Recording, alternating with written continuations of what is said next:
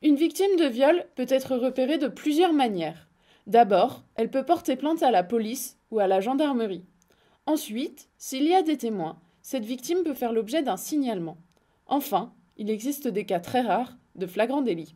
75 à 85% des débuts de procédure font suite à une plainte, alors que seulement 10 à 20% sont des signalements. C'est le procureur de la République qui choisit ensuite de la procédure.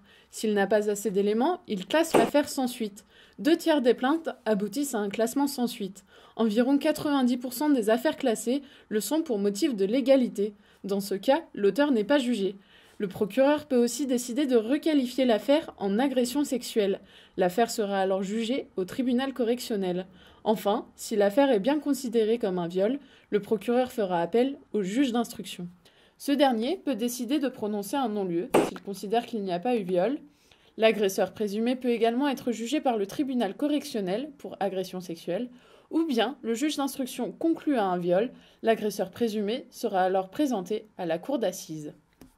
Les procès en cour d'assises ne sont pas les plus courants, puisque cela coûte cher, environ 120 000 €, et la durée de la procédure est longue, en moyenne 2 à 5 ans, contre 1 à 6 mois pour les classements sans suite et 1 à 2 ans pour les procédures en tribunal correctionnel. En cour d'assises, les juges ordonnent des peines de réclusion criminelle fermes. En moyenne, ces peines durent plus de 11 ans. Lors des procès en tribunal correctionnel, la majorité des agresseurs obtiennent une peine d'emprisonnement avec sursis d'une durée moyenne de 2 ans et 11 mois. Les peines de prison ferme durent, en moyenne, 3 ans et 5 mois.